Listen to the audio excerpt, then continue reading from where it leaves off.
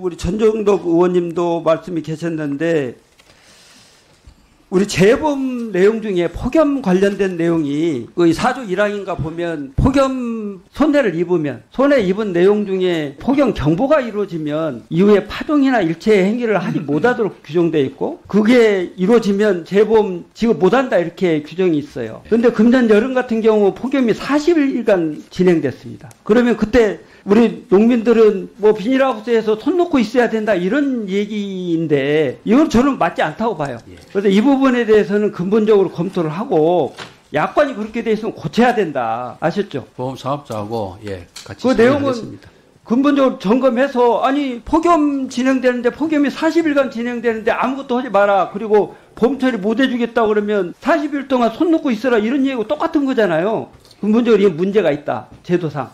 그 약관 검토해 주시기 바랍니다. 네, 아셨습니까? 알겠습니다. 그럼 우리 이병호 사장님 업무 보고 내용에 재 대응 능력을 강화하기 위해서 수리시설물 기능 개선, 노후시설물 보수 보강 이런 내용을 말씀하셨습니다. 우리 존경하는 송옥주 의원님도 말씀하셨고 우리 이모선 의원님도 말씀하셨고 또 이원택 의원님도 말씀이 계셨는데 저는 이 시설 내용과 관련해서 근본적으로 틀을 바꿔야 될 때가 됐다. 시설 내용과 관련해서 노후도가 뭐 70년 되고 50년 되고 이게 많으니까 그리고 농촌 현장에 가면 수리시설 노후화돼서 다 누수되고 막 그러잖아요. 그러면 전체적으로 이 틀을 어떻게 바꿀 것인지에 대한 농어촌 공사의 고민이 뒤따라야 되고 여기에 대한 재원 대책을 어떻게 마련할 것인지가 뒤따라야 된다 하는 점 말씀드리고요. 그 구체적인 내용을 좀 해서 의원들에게 어차피 예산이 수반돼야 그렇습니다. 진행될 내용이니까 의원들하고 협의를 좀 해주시기를 바라고 저는 그 중에 특히 우리가 이제 예전에 배수장 설계 기준, 펌프 설계 기준,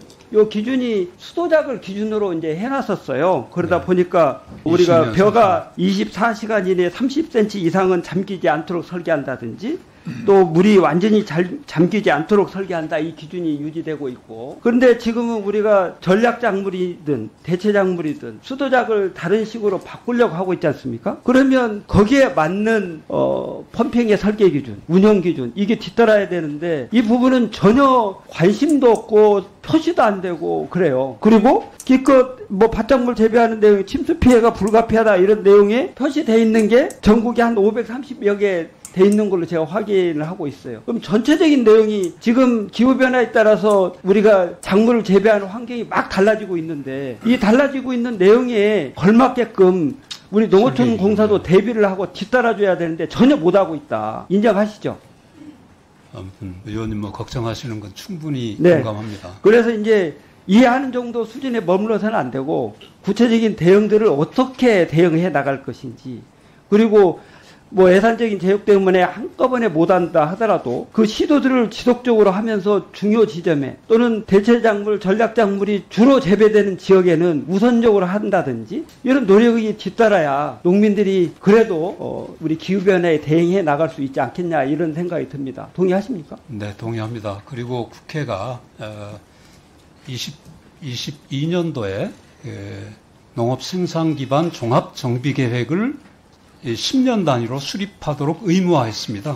그래서 그것에 따라서 나름대로는 설계 기준도 강화하고 그 이제 10년 단위 계획은 수립하고 있습니다.